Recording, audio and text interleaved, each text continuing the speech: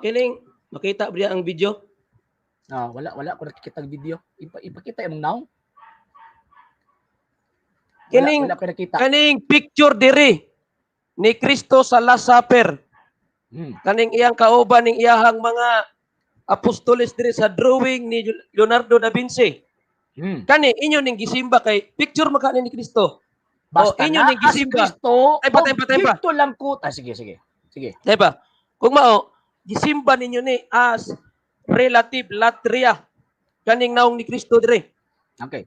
Basta naong gani ni Kristo relative latria na way labo tong uban nga naa didto. Kay na may po isa didto nga parehag kinaiyan ni manalo nga ni Hawa si Judas.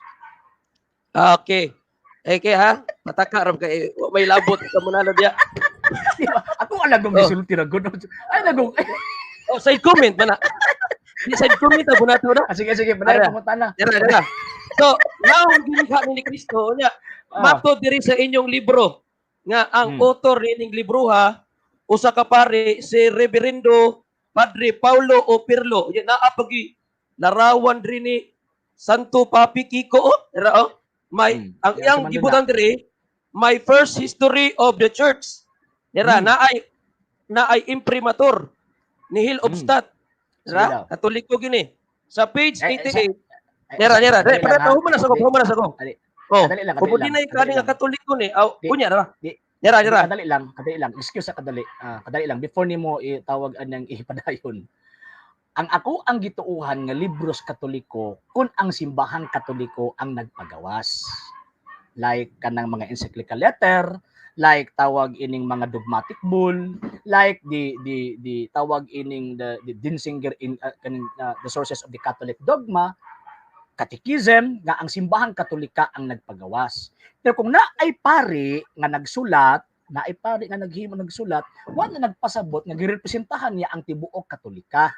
Kung dili, pwede po nga magsulod sa siyang kaugalingong opinion sa katesismo kuno nga iyahang tawag anang gihimo. Mao na, kung naay katesismo nga ibong ikot, ako agin nang itugbang dito sa sources of the Catholic dogma, kay mo man na ang official faith, even kanang priest nga imuhang gikutlo, under na ana nga mga pagtulunan. Sige, padayon pa.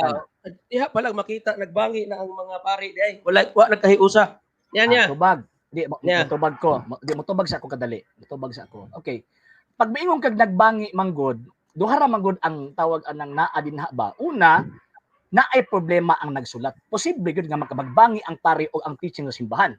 Pero mas mudaog ang teaching sa simbahan kontra sa pari nga lang nga nagsulat like Arius, Macedonius. Mudaog gid ang simbahan. Pero ang ikaduhang rason din na, ang ikaduhang problema din na kung naay problema ang nagbasa. Kung naay problema ang nagbasa, di ka kasabot. Sige, padayon ko na. Kini basahon ra nako ni. Dili na ko ni sa explainan. Sa ato pa problemado dinhi. Kaning nasa history niya. The Last Supper. Page 88. It was painted by Leonardo da Vinci in the Dominican Refectory in Milan from 1495 to 1498. When the prior complained that he spent too much time doing nothing, Leonardo answered, of the 13 people at the supper, I cannot finish 2 heads, that of Christ, because I cannot imagine the beauty of his grace, and that of Judas, because I am puzzled by the idea of a man who could betray his God-man master.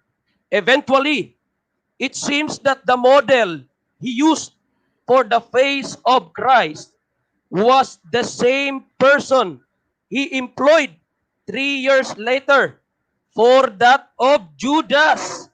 In those years, that man turned from a life of holiness into one of vices, changing his appearance from godlike beauty to extreme ugliness. Karon, ang pangutanan nako, kakinsang nawong ning larawan kuno ni Kristo diri sa Last Supper nga imong gisimba relative latria kinsang nawong ni. Okay, ni ay gitawag o gatubag ko.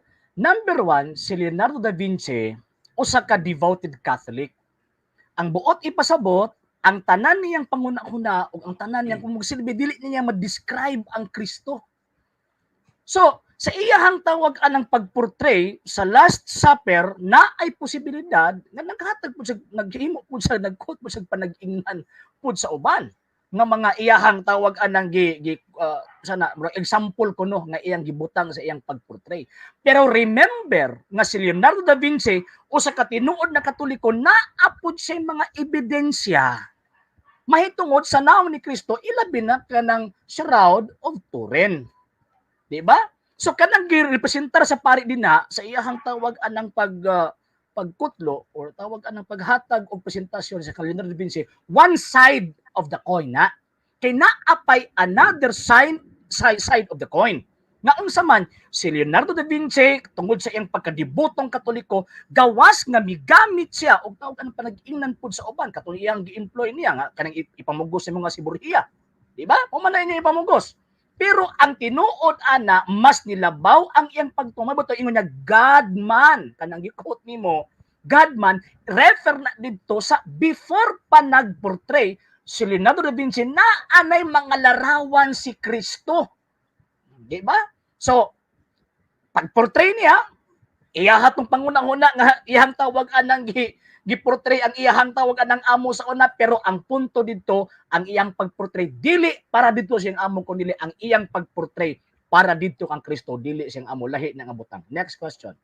Kung mao kay ingom ka ganyan nawong kana nawong na siya ni Kristo unya inyuhang gi simba relative latria kung mao sumala dinhi sa kang Maximo Hirardo nga ang libro nagkuluhad mga butil na ginto sa pahina 120 hangtod 121 ang ngalan sa maong tao nga drawing ni Leonardo da Vinci si Pietro Bandinelli kung mao na ay relative latria nga pagsimba kang Pietro Bandinelli. Sige mo tubag nako. Okay, tubag. Simple lang po ako ang tubag. One side of the coin lagi na. Isa kalinya lang ba imuhang tawag anang gikuan dili mi mo deny ana ngano man kay part ba na sa history as opinion ni Leonardo da Vinci. Iya man ang opinion kay sa may nagtawag anang drawing. Pero ang point po nato dito ang pagtuo ni Leonardo da Vinci og before Leonardo da Vinci naanay mga portrayal sa naong ni Kristo gikan pa sa 1st century AD. Unya ang pinakasikat nga usa sa iyang gikuhaan kanang imahin nga naa sa shroud. Okay. So one side of the coin. Kung mao, the other side of the coin, mauna si Pietro Bandinelli as gisimbang relative latria. Dili pa gani na mauna, pag gani si Sarborgia, ilahang tawag anang gikuan, pero one side of the coin ha. Dili na mo bitaw ang simbahan Katolika di na basta-basta mo tuo. Pero ang pagtan-aw dito, pag-portray ni Leonardo da Vinci, wala na nag-focus dito sa iyang amo, kundi nag-focus na dito sa iyang tawag anang Diyos. Nga sumala pa niya, dili niya ma-imagine ang naong ni Kristo, ang beauty, ang divine beauty ni Ginoong Jesucristo. Diba? So, mo na gitan-aw sa Santa Iglesia.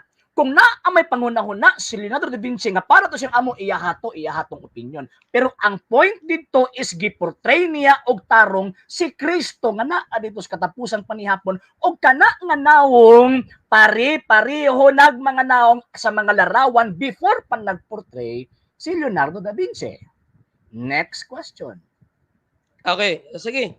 Kung mao kapareho ragnaong ni Kristo ang inyong gisimba relative latria kapareho ragnaong ni Kristo. Dili yun ang naong ni Kristo. Di ba? Asa man ka nakakitag tawag anang image nga mayong kag maog yun ang naong. Bingon jud kag kapareho naong kay image gani. Image gani di ba? Representation kapareha mig naong. Para saan iba video ako kanina sa video ron, parihan ako nagnaong. Pero ang tinuod nga ako. Di ba? Okay. Kanina yung nasa video. Brad, sino? Sino? Kanina yung nasa video. Sige to. Pareho rin naong ni mo ni. Dili din ni naong ni mo. Kanina yung nasa video, kung katubang ron. Kapareho rin naong ni mo ni, dili din ni naong ni mo. Akong naong na magyud persona magyud din ako. So kada na sa video pili ako nagnaong. Kaya nagportray man na sa ako Bertoldo Ay, matubaga. nalanggod Ginoo ko in taon. Kanang naa sa imong screen, makit-an nimo dili na persona nga si Argesino kay ang persona na ara ko Dios Davao. Ay, Gani, pero mao gid ang naong. Mao gid ang naong. Mao gid ang naong. Pareho lagi naong, lagi kinaalagyan na sa screen ng imong kitanaw. Sa mga Ako ko, kung pakit mo ang naong yun lahi nang maog yung naong og parehog naong. Mao gani Ay, sa ato ba kani nalanggod. akong nakitang naong ron, pareho din ning nunig naong. Dili din naong nimo. Kinaaman sa screen, di ba? Mahulog na kag maog yun ang naong nga nakita nimo ganing naong nga Dakong binuang. naa sa Davao ron. Tulo na kabuk akong naong. Pag maon lagi, pag Kaya mao. magtawag Sige, ka. sige. Uy, mas- Akong mao. Kung makakita di kog parehog naong day nimo sino, ako to isipon nga si sino to. Oh, ikaw yung problema na, di na ako. Kaya kay si Cesar Borgia Magha o si Ah, Pedro Pandinili pareho mga Ah. naong ni Kristo. Si- Maton nimo. problema na ni Leonardo da Vinci og nimo. Ano man tungod kay ang imahe ni Kristo before pa nagportray si Leonardo da Vinci naanay mga imahen si Kristo. 7th century, 6th century, 5th, 4th, naana. Pero nga nung tawag anang gipakuan man nakatungod kay banggiitang pintor si kuan. Banggiitang pintor si Leonardo da Vinci. So kung unsa man ang iyang una-una, kung unsa man ang imagination, iya hato. Pero ang point nito, ang iyang purpose sa pagpinta, dili nahong sa iyang amo. Ang purpose sa iyang pagpinta, nahong ni Ginoong Jesucristo. Naana na niya kung muingon siya nga pare-parehan ni nahong sa kung amo. Ana ba? Okay. Kay Next question. problema niya kung mao ikaw man pod kay ning simba man ka ni anang imahe ni Kristo diha nga kanang naong nga day naong din ni Cesar Borgia og ni Pedro Pandinili nga mayong ra ni Kristo kung mao ning simba di gihapon pud ka apil ka san mayong ra sa naong ni Kristo as relative latria. Not to sequitur. No, not to sequitur. It does not follow. Nga naman, number 1, una, kanang pagportray ni Leonardo da Vinci, wala niya giportray ang naong sa iyang amo. Wala ha? Muni bantayan nato, wa gisulti din naggiportray niya naong sa iyang amo. Wala, dili mao. Mabuti ningon niya nga dili niya mo-describe ang divine majesty sa Dios nga anak. Pero naa ingon nga nagportray ko mahuna-hunaan niya iyang amo kaniadto. So buti pasabot objectively dili gyud na naong ni Cesar Borgia og katong giingon nimo nga si Binili. Dili. Objectively. Mo bitaw ang atong pagsabot din is objective, dili subjective. So karon, pagbutang din na sa Last Supper, may ngotag mao ba na si Kristo? Yes. Ngano man kay kanang naong nga maupod na mga naong nga makit-an nato sa mga larawan before pa niabot si Leonardo da Vinci. So ang point og tudlo sa Santa Iglesia Katolika Apostolika Romana, basta naong ni Kristo tagaan og relative latria. Katong imahin ba buot pasabot. Next question. Kung mao kana day bisan pa nakita nako nang naong nga ni sa Last Supper kuno nya kanang naong na ni Pedro Bandinili. Ako lang yung isipon nga naong na siya ni Kristo para ako ang taga-relative latria. Ako lang isipon, di na ko balihon ang historical background. Okay, tubag. Mutubag ko. Kanang imuhang tawag anang istorya karon, imuhan ng opinion. Dili na opinion o dili na pangunahon na ni Leonardo da Vinci. Kaya si Leonardo da Vinci, dili man ikaw. So na ay subjective tawag anang opinion si Leonardo da Vinci, iya to. Pero ang point dito, ang purpose ni Leonardo da Vinci sa paghimo ni adtong maong larawan. O iyahang tawag anang pagportray ba? Question, ang iya rabang gibasihan katong naong siyang amo kay para maingon jud ka nga naong gina siyang amo? Dili. Naa say uban pang mga gibasihan mo butang kung giingon nga na ay two sides of the coin. One side is subjective, one side is objective. One side is subjective katong una ni kasi simple kung magpinta ka, maghimo man jud ka sa imong imagination, di ba? So, objectively naa say basis kay dili man na siya pwedeng magpinta lang nga wa say basis. So buti pasabot kadtong mga naong kaniadto nga makit-an nato sa malarawan ni Kristo before Leonardo da Vinci, gikuhaan to niya og basis tungod sa iyang pagtuo, dako kaayo nga basihan to. Kanang iyang unang-una nga iyaha tong tawag anang boso, kanang to niya iyaha na to. Personal na to niya, di na to simbahan Katolika. Okay, ingon ka nga objective. Define what is objective. Okay. Pag may magutag objective, ato na lang basahon sa dictionary para tawag anang ato aning ano na, kadali lang. Mas maayo man ning ato ang basahon kay kung ako ang maghimo, may tabo posible nga mamali ko, di ba? So basahon na lang nato na amang ko'y libro dinhi, Webster New English Dictionary. Ani aha, objective. Ato asang tawag anang basahon. Okay? Ato aning tarungon tawag anang pagbasa. Okay, one of the meaning niya objective. Okay, kadali lang. One of the meanings, wrong grammar. Okay, object. Okay, object. Something that can be recognized by the senses, a person or thing towards which action feeling is directed or purpose or aim. A noun or a part of sentence governed by a transitive verb or a preposition. Kaduha, to state or raise an objection, to oppose, to disapprove. Okay, object, objective. Okay, dira. Relating to an object. Relating to an object not influenced by opinions or feelings. Impartial, having an independent existence of its own, real of, or appropriate to an object governed by a verb or a preposition. Noun, the thing or place aimed, the objective case. Mana definition. Next question. Okay. Kung mao, pag-drawing niya sa naong ni Pietro Bandinelli, ni Leonardo da Vinci, wala ba siya na-influence ang feeling ang mautoy naong ni Kristo? Dili man to feelings ang iyang tawagan na influence sa iya. Opinion, sige. Ang iyang pagtumato objective. Ngano man kay sa iyang pagportray, ang iyang gigamit is objective mindset. Ngano man tungod sa iyang faith. Ang iyang faith dili man siya ang nag-invento. Dili man siya ang nagtukod sa iyang faith. Ang nagtukod sa iyang faith ang simbahang Katolika nga gitukod ni Ginoong Jesucristo man ang objective. So dili pwede nga impartial ang iyang pangunang-una. So kung naa may itawag anang iyang subjective mindset sa dihang iyang pagportray sa maong gitawag og imahen, iyaha to dili maka-affect dito sa objective tawag anang reason niya sa pagportray ni anang maong gitawag og imahen. Okay. Asa imong document nga si Leonardo da Vinci nagamit og objective view sa pagdrawing niya sa naong ni Kristo gamit ang naong ni Pietro Bandinelli. Asa imong dokumento pagtuo ni Leonardo da Vinci. Remember payuntag objective magud impartial. Ang buti pasabot dili siya muhawid sa iyang kaugalingong pagbati. Nya pagportray niya, wala sa nagisgot sa iyang kaugalingong pagbati. Ang pagportray niya, nagahisgot siya sa iyang pagtungod. Ba to imong gibasa pa lang sa imong referensya? Di ba? Dili niya ma-imagine nga naman dako kay ang iyang faith. Dako kay iyang pagtuo.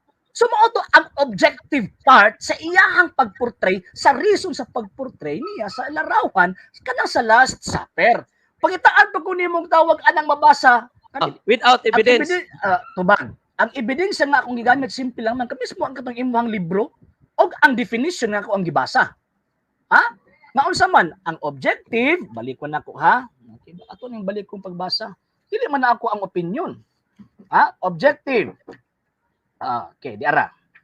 Objective, relating to an object not influenced by opinions or feelings, impartial. So, karon, pagportray ni Leonardo da Vinci, unsa may purpose ang pagportray? Para siyang amo? Dili. Dili para siyang amo. Kung basahon niyo mo ang tawagan ng history, giportray niya pagpasidungog sa iyang pagtuo. Na unsa man, mahitungod kang Kristo nga matuod nga Dios og matuod nga tawo. Mo di ba? Imo na gyud ang gibasa. One of the evidence ng imong gibasa. So mo suporta pa og laing pag-ebidensya nga klaro na ng imong gibasa. Next question. Okay. Kung ikaw klaro na akong gibasa dire, wa man lagi klaro giingon diri objectively nga nag-drawing si Leonardo da Vinci sa naong ni Pietro Bandinelli. Si Unsa na Leonardo da- komento gibabaran nimo. Di, motubag ko, si Leonardo da Vinci, dili man naparihan nimo og pagtuo. Nga unsa man, pagtuong Luther ba? Mabasa ba, dili? Di ba ingon ko ganina? Mubasa ta, sabot pod. Oh. Karon, imo na gyang gibasa, ako ang gipaminaw, pagkahuman gibasa na to ang dictionary, ebidensya na oy. Pag ingon og objective, impartial. Dili tawag anang governed by a particular opinion. So buot ipasabot sa iyang pagportray based sa imong gibasa o based sa dictionary, bibuhat siya objectively. Rason ba kanang bang musabot ba? Dili kanang rason nga bay sabot-sabot. Next. Okay. Kung mao, kay ingon man ka nga kanang kaparehog naong mayong naong pwedeng simbahon relative latria. Onya kaning naong ni Judas diri kay mayong po sa naong ni Kristo kung mao gisimba pudi mo ni relative latria ning naong ni Judas diri. Ikaw pinag-ingon nga mayong na kung ikaw ang simbahang Katolika o posible nga si Piat me pud dili man ikaw ang simbahang Katolika si Judas maginaagyo diha unya kanang naong gid pud ni Judas nga naa dinha pare-pareha pud naong manalo kay pareho man sila kinaiya hawa simbahang Katolika so kanang Judas dinha kinaiya ginang manalo di ba mura bag sa inyong pelikula ba Asa imong Tempa. Kadali lang. Mura bag sa pelikula ba katong Felix Manalo, di ba? Kinsa may ni act dito as nagportray kang Manalo. Si Dennis Trillo ngano man kay sumala pa sa pamilya amo ni dul-duol naman ni dul-duol sa naong ni kuan. Ni tawag ining ni Manalo. Buot bang ipasabot nga si Manalo na gid to? Naa didto. Dili. Ang nagportray lang kang Manalo. So karon ang nahitabo kang Ginoong Jesucristo kanang mga imahen mao na ang nagportray kang Kristo nga naman tungod kanang mga imahen dili na ang persona nga si Kristo kundi nagrepresentar na sa persona nga mao si Ginoong Jesucristo. Mao pod na si Dennis Trillo. Nagrepresentar si Dennis Trillo kang Manalo. Nagrepresent siya ba? Buhi lang siya. Next okay. question. Kay si Dennis Trillo represent Manalo, iparalil po na ko dire. Si Pietro Bandinelli represent sa ang Kristo dire, unya, mao mo pong naong ni Judas dire, kung mao, kining nag-represent dire kang Kristo kang Judas, gisimba ninyo ni relative latria, apil si Judas. Okay, nangatik na pug ka. Wa gi Yeah, gibutan nga si Judas nag-represent kang Kristo. Wala gyud in town. Wala oy. Basahon ako. Arong basa dami gingon din si Judas nagreplika kang Kristo. When the prior complained that he spent too much time doing nothing, Leonardo answered, of the 13 people at the supper, I cannot finish two heads, that of Christ, because I cannot imagine the beauty of his grace, and that of Judas, because I am puzzled by the idea of a man who could betray his God-man. Eventually, it seems that the model he used for the face of Christ was the same person he employed 3 years later for that of Judas.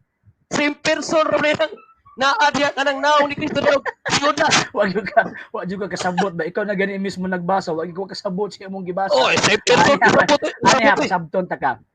Masabton ta ka. Kanang dokumento nga imong gibasa mo tong giingon gani ba? Subjective ang iyahang pagpresent nga naman kay ingon pa niya ang pagportray nako kanang pari-pareho nignaong didto sa akong amo kining duha si Kristo o kining tawag anang si Judas. Pero wa siya moingon nga kanang larawang nga naa dinha nagrepresentar pud na kang Judas. Wala, imuhan na gidugang-dugang nga wala sa imuhang gibasa. Ang giingon lang niya nga kanang duha ka naong dinha mayong or hapit og nawong og iyahang giportray katong iyahang tawag anang amo usa ra ka tawo subjective na kay iyahang tong opinion pero ang question unsay purpose nganong iyahang tawag anang ang objective ba ang objective niya sa paghimo aron pagpasidungog siyang amo dili aron pagpadayag sa dako nga pagtuo nga iyang gituuhan nga naay Kristo na apoy gitawag og Judas. Karon kung maingon siya nga pari-pariha tug naong niya, subjective to iya to. Pero ang point dito nga gi-identify niya kung kinsa ng Kristo, kinsa po ng Judas, regardless kung mayong o dili. Ana ba? Ang point dito kung kinsa dito ang tinuod nga ginarawanan ni Kristo, dili si Judas. So mali tong imong giingon nga pareho ra og tawag anang kuan nagrepresent si Judas kang Kristo. Sure, oy, di binamao. Next question. Sa ato pa, kay ingon makaganya kanang mayong pwedeng mag-represent. Unya kay mayong man si Judas dili Wala kang man ko Kristo. nag-ingon nga mayong. Ana ba? Ingon ba Iwa kanya pareho. Balik ka daw. Iwa kanya pareho. Lain ang mayong og pareho. Oh, Ay, kanang pareho lain ang mayong parehog naong og kining maog naong. Lahi na. Pag yung kang pareho, ang but ipasabot, duha ka butang nga imuhang gi-compare. Di ba? Mayong, duha ka butang nga imong gi-compare nga naa sila similarities. Manang mayong. Pag yung maunaong, maog yun na. Ano ba?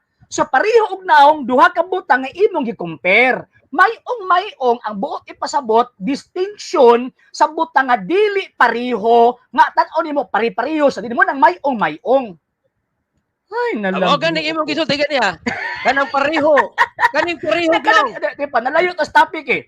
Pag ingon og imahen, pag ingon og tawag inang imahen, pari-pareho nagnaong kang Kristo. Ngano man kay ang tinuod nga naong kadtong persona gyud ba?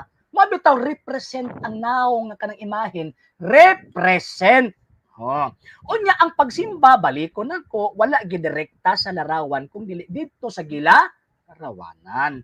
Mo gini balik-balikon nako kay dili gyud na pagtulon-an sa Iglesia Katolika na direkta ang pagsimba dito sa larawan. Next. Okay, biyaan nato na pagtara kay gubot kay mong tubag. Gubot pa sa lugot. Di ka kalusot. Di ka kalusot. Gubot ang tungtan mo nang makaingon ka gubot ang tubag kay di ka kalusot. Next question. Nera. Kailang sa mga dugang videos and informations, just click like, subscribe, then click the notification bell for more updates.